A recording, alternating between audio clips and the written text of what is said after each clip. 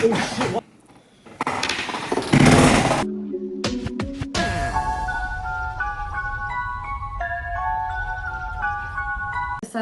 کمدین آمریکاییه. آره فوت کرد. بیچاره. خیلی ولی من دوست دارم. این اسپشیال بهش میگن آره وقتی که مثلا میرن. این یه دونهش راجع به دینه و خیلی یه چیزی که خیلی سارم خیلی آسون توضیح میده. آره دقیقاً. اینقدر راحت میذاره جلو دیگه مثلا اینو نفهمی دیگه. آره. خب ببینیم چی میگه. ببینیم. Because I gotta tell you the truth, folks. I gotta tell you the truth. When it comes to bullshit, big time, major league bullshit, you have to stand in awe. In awe of the all-time champion of false promises and exaggerated claims, religion. No contest.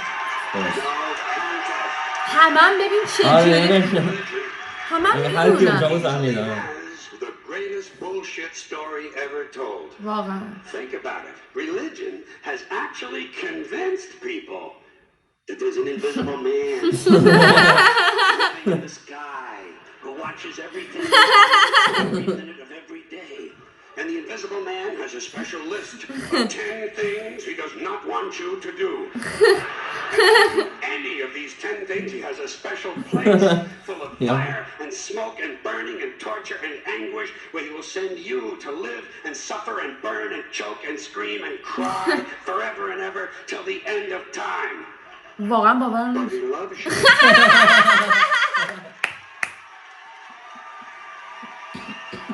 راست میگه. کدوم آدمی اون دوست داره؟ اولین دروغ دین اینه که خدا دوستتون داره. آره. پس اگر ما رو دوست نداشت چی میشد؟ هممون سرطان یعنی اگه کسی اینجوری دوستتون داشت تو رو خدا هیچ وقت دوستش نداشته باشه. بهتره دوست نداشته باشه، ما رو بلاک کنه اصلا بره یه بلاک. آره مثلا تو الان منو دوست داری، تو با من یه دونه از کارهایی که اون میکنی نه، برای اینکه واقعا دوستم داری. دوستت داره ولی اگر سرطان داشته باشه هیچ کاری نمی‌کنه. اگر غزه و اسرائیل با هم دیگه جنگ 100 سال جنگ کنن هم دیگه رو بکشن هیچ کاری نمی‌کنه. بعد به همه‌شون هم گفته باید دعا بخونید که من کمک کنم، ولی همه هر روز همه جای جهان هم که دعا بخونن هیچکی کمک نمی‌کنه. هیچ چیزی نمیاد یهو بگه اوه خیلی عجیبه دوست داشتن خدا. اصلا دوست داشتن نیست. اصلا دوست داشتن نیست. دوست داشتن تاکسیکه. خیلی علکیه. فکر کنم اینطوری واقعا اگر ما رو دوست نداشت چی میشد؟ اگر با ما دشمن بود چی میشد؟ یعنی هممون سرطان میگرفتیم، هر روز تو هر شهر یه زلزله میومد، چی میشد؟ خدا خوبه. بد بود چی میشد؟ بد بود چی میشد؟ واقعا بد بود چی میشد؟ مثلا میرم فکر کنم بد بود این میشد. همین. اینی که داریم همه جای جهان میبینیم. از این مذهبی نباید کس بگن خدا خوبه، خدا ما رو دوست داره. و چجوری خودشون باور میکنن؟ بیشتر کسایی که مذهبیان خیلی مثلا فقیرترن، میدونی چی میگم؟ خیلی ناراحت‌ترن به خاطر اینکه اون شادی، اون چیزایی که میتونه برای تو خوشحالی بیاره رو یه چیزی ازشون میگیره. میدونی چی میگم؟ خب معلومه که بعد معلومه که خب تو ناراحت و مثلا میگن بریم عزاداری کنیم، مثلا چند بار در سال میرن گریه کنن ناراحت بشن. خب چیزی که تو رو انقدر ناراحت میکنه نمیفهمی که بده. دین خیلی افسردگی داره. خود اسلام اصلا همه مسلمان‌ها باور میکنن که این دنیا اصلا هیچ معنی نداره، خوب نیست، بده. بعد توی اون دنیا یهو بهترین زندگی رو داری، اصلا معنی نداره. ببینیم چی میشه. پس این دلیل پس با چه دردی میخوره؟ که اومدیم چه غلطی هممون اونجا باشیم. آره از اول اونجا بیایم. آره اسکولا. چرا بیایم اینجا؟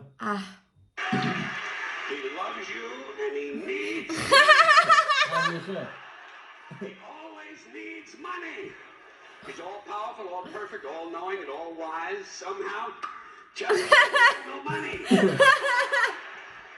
Religion takes in billions of dollars. They pay no taxes, and they always need a little more. Now, you talk about a good bullshit story. Holy shit.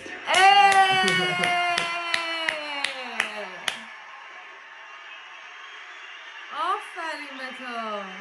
اوه آره اسپشیال میگه HBO اسپشیال. But I want you to know something. This is sincere. I want you to know when it comes to believing in God, I really tried. I really tried. I tried to believe that there is a God, who created each of us in his own image and likeness, loves us very much, and keeps a close eye on things.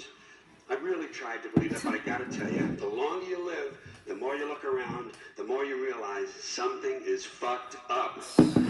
Something is wrong here. War, disease, death, destruction, hunger, filth, poverty, torture, crime, corruption, and the ice-capades. وای وای This is not good وای. work. If this is the best God can do, I am not impressed. منم همینطور The supreme being. This is the kind of shit you'd expect from an office temp with a bad attitude. Between you and me, in any decently run universe, this guy would have been out on his all-powerful ass a long time ago. واقعا راست میگه. منم اینو گفتم قبلا، یعنی اگر خدا میتونستیم خدا رو ببینیم، مثل رئیس جمهور بود، یه آدم بود که میتونی ببینی بعد توی یه خونه زندگی میکنه، دقیقاً توی کاخ سفید مثلا زندگی میکنه، دقیقاً میکشتنش دارن. میگفتن مادر جنده چرا هیچ کاری نمیکنه؟ هیچ کاری نمیکنه. دقیقاً قدرتش یعنی لیمیت نداره، یعنی قدرتش میتونه هر مشکل رو حل کنه ولی حل نمیکنه. اگر آدم بود که میتونستیم ببینیمش واقعا سرش میبریدن تا. به خاطر اینکه کل قدرتش به نبودنشه. اگه آره اگزکتلی کل قدرتش به اینه که نمیتونیم ببینیم، نمیتونیم باش حرف بزنیم، نمیتونی شماره نداره بهش زنگ بزنی، ایمیل نداره بهش بنویسی چرا منو کمک نکردی، چرا این کارو نکردی. آفرین. آره دقیقاً هیچ راه ارتباطی نداری که اصلا باش صحبت کنی اتفاقا همین. بعد فکر میکنم مثلا بشینن یه چیزی رو بخونن اینجوری. آره یه چیزی بی‌معنی رو تکرار بدی که بیشتر مردم اصلا خودشون نمیفهمن. حداقل تو فارسی بخون، ما جدیدا یه داستان عربی هی تکرار میدی که اصلا خودت نمیفهمی. اصلا خودم نمیفهمه چه. بعد اگر یکی اومده بوده که انقدر حالیش بوده فقط یه زبون بلد بوده، آره واقعا. یعنی میگفتن این آینده رو میدونه، نمیدونم ساینس 500,000 سال بعد رو پیش بینی کرده، یه دو تا زبون دیگه بلد نیست حرف بزنه، بعد آره ما باید بفهمن چی میگه، ما باید ترجمه بعد از اینکه کنیم. محمد مرد همه چیز رو ترجمه کردن. اصلا با عقل هیچ چیز جور. ولی اینکه پول میگیرن خیلی بحث رو مخیه برای من، خیلی بحث رو مخیه که مثلا تو کشورها مثل آمریکا که میگن دولت ما با دین هیچ ربطی نداره ولی اجازه میدن که هیچ کدومشون مالیات ندن. دقیقاً آره. چه جوری؟ چرا ندن واقعا؟ چرا ندن؟ اصلا نمیشه. بعد یه کسی که مثلا سالی $50,000 در میاره بعد مجبوره که این کارو بکنه. بعد تو که اونا تو یه روز $50,000 در میاره. چرا؟ فکر کنم با هم دیگه همدست داریم پدر سگا. یعنی چی اصلا؟ یعنی اصلا معنی نداره. Because I firmly believe, looking at these results, that if there is a God, it has to be. No woman could or would.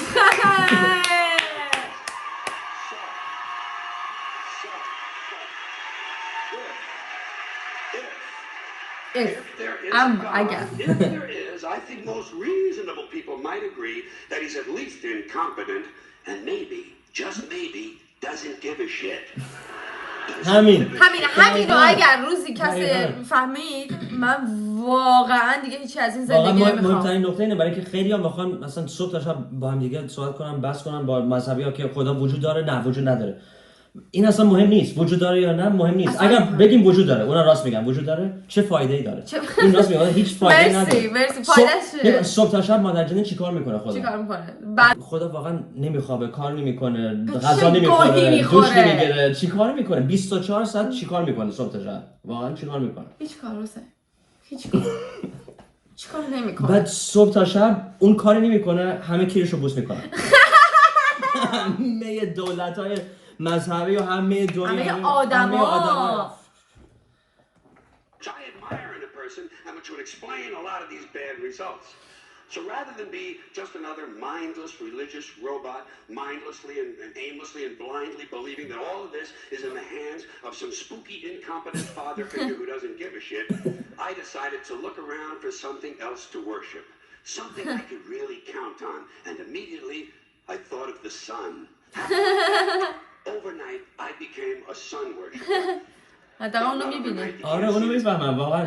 خیلی وقتا بهش فکر میکنم میفهمم چرا مثلا توی خیلی سالهای پیش آدم‌ها میگن خورشید پرست. من که همه چیزا که زنده‌ان به خاطر بیشتر خورشید. بیشتر حیونا نمیدونم واسه بیشتر باقی جور در میاد تا اینکه یه آدم معمولی توی یه جای دهات یهو بگه که من با خدا حرف زدم.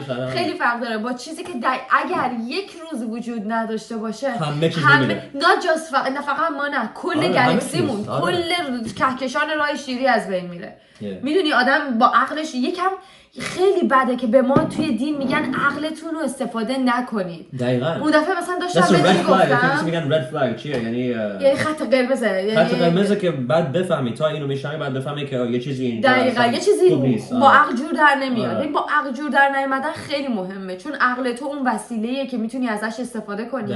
ببینی یه چیزی معنی میده یا نمیده. میدونی چی میگم؟ دقیقاً همین. The sun at night. First thing the next morning, I became a sun worshiper. Several reasons. First of all, I can see the sun. Unlike some other gods I could mention, I can actually see the sun. I'm big on that. If I can see something, I don't know, kind of helps the credibility along, you know? So every day I can see the sun. برای همین بعد نیا کن همه میگن خب اگر خدا رو نمیتونیم ببینیم معنیش نیست که وجود نداره ولی معجزه ها رو هم نمیبینیم. نیا کن توی همه قرآن توی همه این کتابا میگه که یه معجزه اتفاق میافتاد که اصلا باور نمیشه. نمیدونم موسی یه کاری کرد که کل دریا نصف شد. نمیدونم محمد پرواز کرد. عیسی آب و چیکار به شراب تبدیل کرد. اون باحال بود. اون کار خوبه کرد. کاش معجزه مثل اون می‌بینی. ولی این روزا معجزه چیه؟ این روزا معجزه چیه؟ یکی میگه من صبح تا شب درس خوندم بعد نمازم خوندم. نیا کن خدا چقدر بزرگه. بعد نمرم خوب شد. معجزه قدیمی چی شد که کل دریا نصف میشد. فکر کنم دیگه اون کار نمیتونه بکنه. عیسی مرده رو زنده کرد.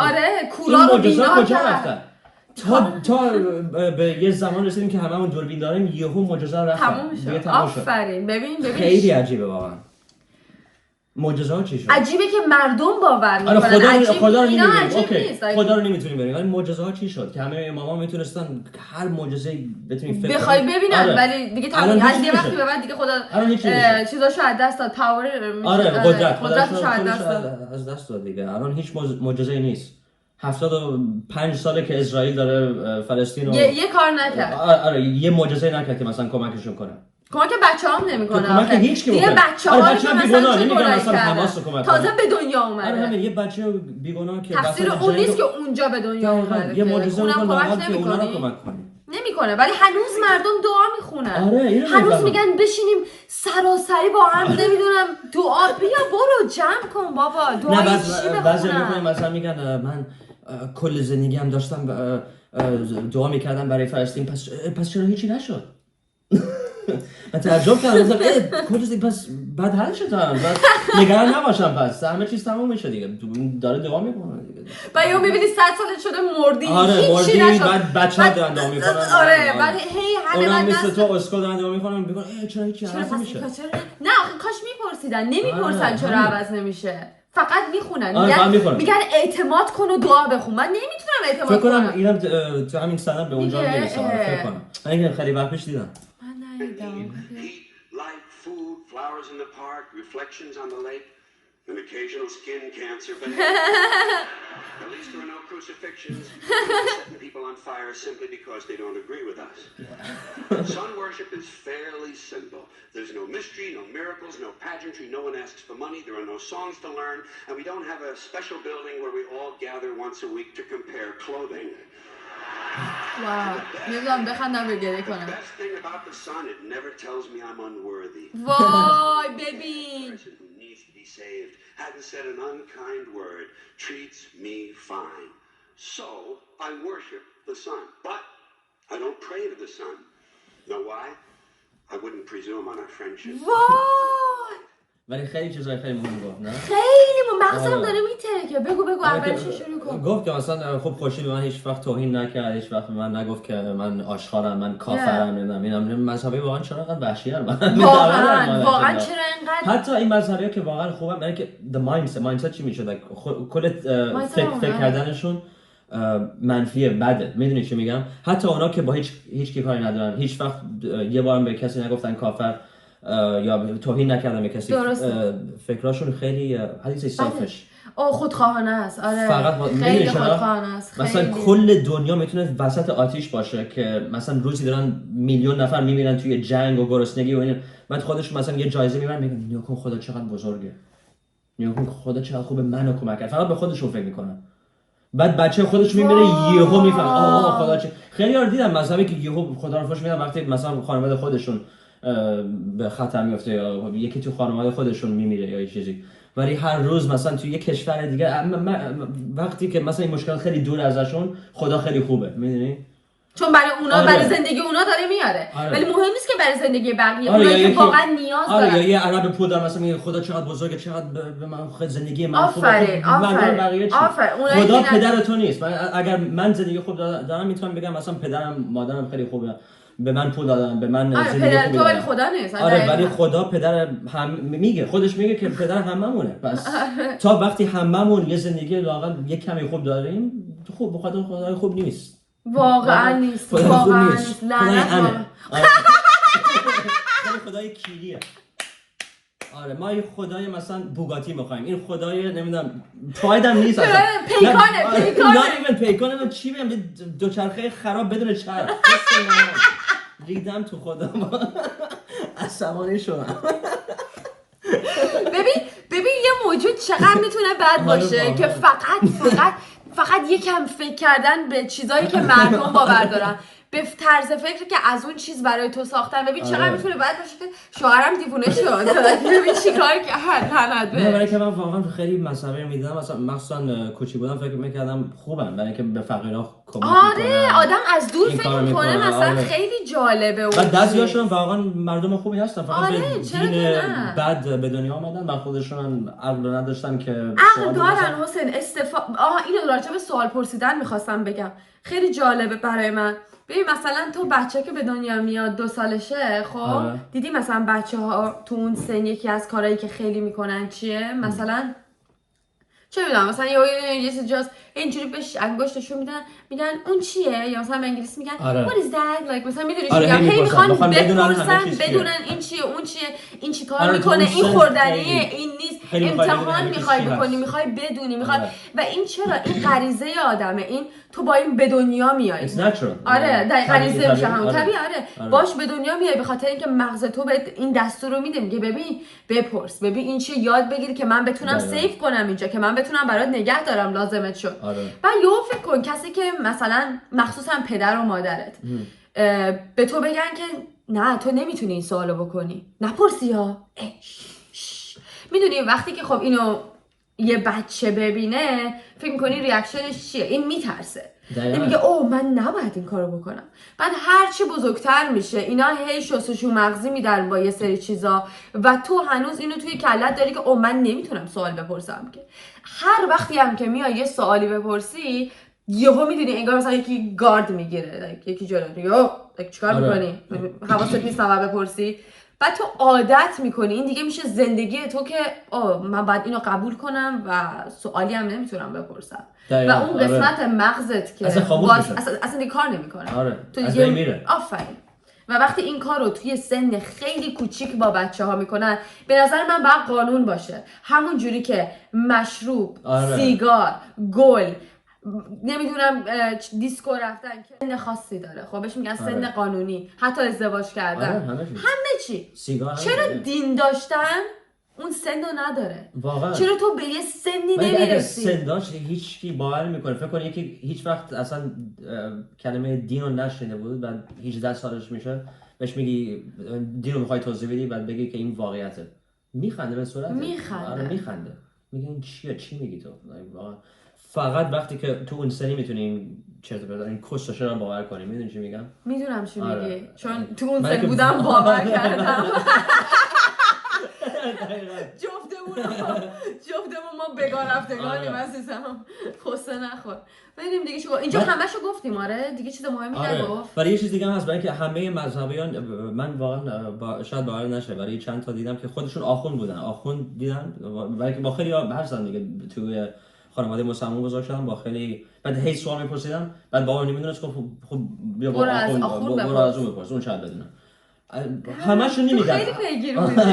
همشون اینجوری نیست که بگن مثلا نباید بپرسی، بیشترشون میگن نباید بپرسی، مثلا این حرف خداست نمیتونیم دزدش. بگو پس تو چه گویی میخوری؟ بعضیا میگن آره هر سوالی که داری بپرس، خدا به ما عقل داد که ما فکر کنیم سوال بپرسیم. فقط به اون آفرین. خب چی جواب چیه؟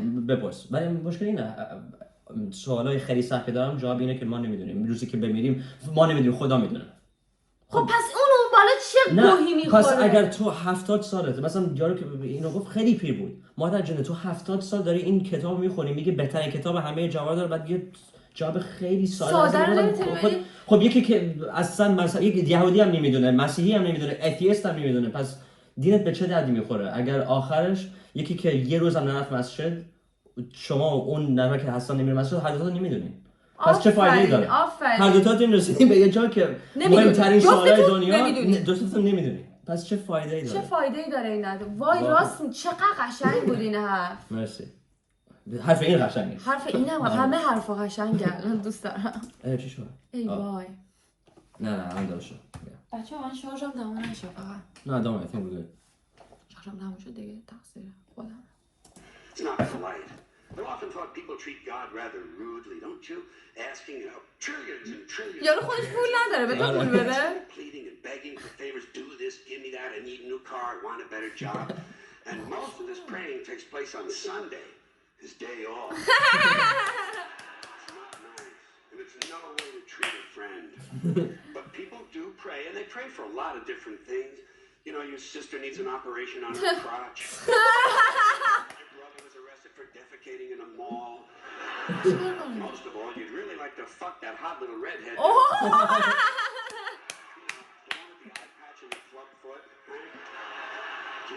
اونو فکر کنم کمک کنه اگه پسر باشی یا آقا باشی. And I say fine, pray for anything you want, pray for anything, but what about the divine plan? Remember that? Read them the divine plan. Long time ago, God made a divine plan, gave it a lot of thought, decided it was a good plan, put it into practice. And for billions and billions of years, the divine plan has been doing just fine. Now you come along and pray for something. Well, suppose the thing you want isn't in God's divine plan. What do you want him to do? Change his plan? Just for you? Doesn't it seem a little arrogant? It's a divine plan. What's the use of being God if every rundown schmuck with a $2 prayer book can come along and fuck up your plan? Another problem you might have. Suppose your prayers aren't answered. What do you say? Well, it's God's will. Thy will be done. Fine, but if it's God's will and he's going to do what he wants to anyway, why the fuck bother praying in the first place?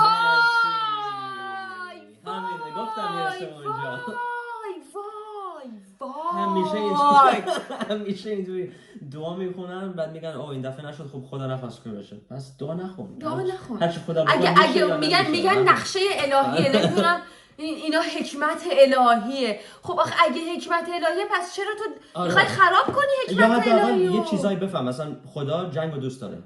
هیچ وقت تو تاریخ دنیا ندیدم که یه جنگ شروع بشه بعد همه مردم خدا تمومش کنه. مثلا pray for country، هممون برای اوکراین مثلا دعا بخونیم، هممون برای فلسطین، برای اسرائیل، برای هر کشور دعا بخونیم، بعد یهو از یه معجزه مثل این معجزه‌های قرآنی یهو زمین باز میشه، مثلا همه تفنگا خاموش میشن، از تفنگا گل میاد بیرون، مثلا میپاشه تو سر صورت همه سربازا یهو حیوان میشن. آفرین. از این چیزا اصلا سنگ میشن. هیچ اتفاقی نمیفته. ولی مردم یاد نمیگیرن که دیگه بگن خب برای جنگ دیگه دعا نخونیم. فکر کنم دعا برای جنگ کار نمیکنه، برای چیزای دیگه شاید کار کنه. برای نه یا مثلا یه زلزله یهو میاد بعد از زلزله میخوای دعا کنی، ما در جنت با همون خدا که میتونست یه کاری بکنه که اصلا من الان بگم زلزله، تو بگی زلزله چیه، اصلا وجود نداشته باشه. میدونی چی میگم؟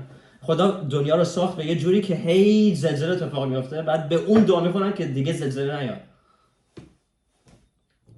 بعد بهشون میگی خب میشه یه مثال بدی از یه بار که این دعا کار کرد که یهو مثلا یه زلزله اومد بعد دعا خوندی بعد همه مولد زنده شد. همه خونه‌های او درست شد اینجوری. زمین یهو دوباره چسبید. بعد خدا واقعا اینقدر کسخوره که بعد یعنی دعا بخونی که بفهمه که باید یه کاری بکنه. بده. نمیفهمه. تازه به اونا میگن مثلا چیزای طبیعی، یعنی دست اونه. یعنی اصلا اگه جنگو بگن یه سری میگن جنگ آدما میکنن، دیگه زلزله رو که من نمیکنم، سیلو که من نمیکنم، اینجور چیزا دیگه. بعد تازه اونا رو میگن، یه سری دینا میگن بلایای الهی، یعنی اینا چیزاییه که وقتی که خدا ناراحته یا یه کاریش میکنید که عصبانی میشه، این کارو میکنه که بفهمونه بهتون یه جای کارشه. پس خدا مثل داعش دیگه، مثل همین داعش یه مال اجنده فاکینگ داعشی دینی مذهبی دیوونه روانی یهو عصبانی شد، گفت خب برم توی همین بازار خودم منفجر کنم 100 نفر بیگناه که با من هیچ کاری ندارن همه رو بکشم. خودم همینطوری دیگه. تو این زلزله بچه میمیره، حیوان میمیره. حیوان دیگه چه ربطی داره؟ حیوان اصلا نمیتونه حرف بزنه. بعد تو هم بیشتر دارم بعد جالبه یه سریا با حیوان دینا یا با حیوان بدن یا با زن بدن، همشون که با زن بدن. این یه دونه نقطه اشتراکیه که همه دین، یعنی یه دونه دین هم نیستش که با زن بد نباشه. اونایی هم که الان بعضی میگن نه هست، یه کاری میکنن که واضح باشه که نه مرد توی لول زن توی لول. آره یه جاهایی یهو میبینی ولی هستا. آره یا مثلا میگن زن نمیتونه مثلا رهبر یک کشور باشه، نمیتونه مثلا رئیس جمهور بشه. یه جا میذارن که آفرین دقیقاً منظورم همینه. آفرین یه جای اون قطع میشه که تو برابر ممکنه 90% برابر باشید ولی شاید یه 10% باشه که تو نمیتونی کار کنی چون زن. اون دینا که میگم مثلا تو دین ما زنا خوبن فقط مقایسه با اسلام. آفرین در برابر اونا خوب. با هر کشور معمولی با هر زندگی معمولی اصلا هیچ ربطی نداره. درسته دقیقاً. It's all very confusing. So to get around a lot of this, I decided to worship the sun. But as I said, I don't pray to the sun. You know who I pray to? Joe Pesci. جو پشی اون بازیگره که توی خیلی فیلم‌های خیلی معروف تو آمریکا بود. He was in Home Alone. شاید تو ایران دیدین. تنها در خانه؟ آره. یکی از دزدا بود. دزدا که یکم یکم باورم اون عکسشو بزنن. به اون دعا میکنه به جای خدا. آره. بهتر هست. واقعا وجود داره. حداقل یه گاهی ممکنه پول داره حداقل. پول داره میتونه با پول کمک کنه. یه کاری میتونه بکنه. Two reasons. First of all, I think he's a good actor, okay? To me, that counts. Second, he looks like a guy who can get things done. Joe Pesci doesn't fuck around. Doesn't fuck around. In fact, Joe Pesci came through on a couple of things that God was having trouble with. Do something about my noisy neighbor with the barking dog. Joe Pesci straightened that cocksucker out with one visit. It's amazing what you can accomplish with a simple baseball bat. So I've been praying to Joe for about a year now. And I noticed something. Yeah, right. I noticed that all the prayers I used to offer to God and all the prayers I now offer to Joe Pesci are being answered at about the same 50% rate. Half the time I get what I want, half the time I don't. Same as God, 50-50.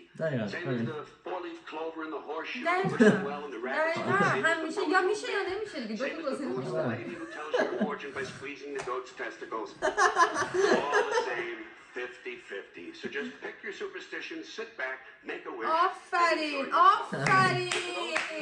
The Bible for moral lessons and literary qualities. I might suggest a couple of other stories for you. You might want to look at the Three Little Pigs. That's a nice, happy ending. I'm sure you'll like that. Then there's Little Red Riding Hood, although it does have that X-rated part where the big bad dog actually eats the grandmother. Care for it, by the way. And finally, I've often always drawn a great deal of moral comfort from Humpty Dumpty. The part I like the best, all the king's horses and all the king's men couldn't put Humpty Dumpty back together. That's because there is no Humpty Dumpty and there is no God. Not one. No God never was. In fact, I'm gonna put it this way. If there is a God, may he strike this audience dead.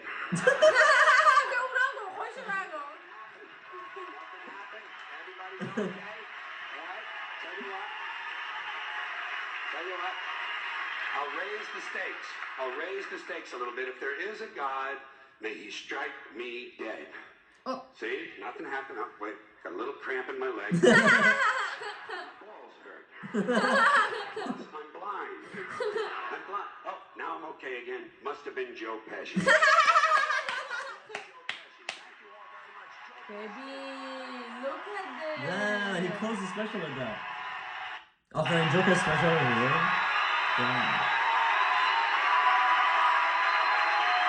آفرین بدار. حسین این خیلی خفن بود. خیلی نه؟ من یادم 15 سالم بود 14 سالم بود اینو دیدم. بعد عاقل شدی دیگه. آره تا اینو من که اون موقع دینو میدونستم که همش کسوشره ولی هی فکر میکردم بهش که پس اگر این اسلام همش چرت و پرت چی واقعیت چیه؟ بعد اینو دیدم گفتم واقعیت همش خدا کسوشره کلش کسوشره. دمت گرم واقعا. چیرزو بزنو که دفعه بعد چیرز بعدی برمیگردیم. چیرز.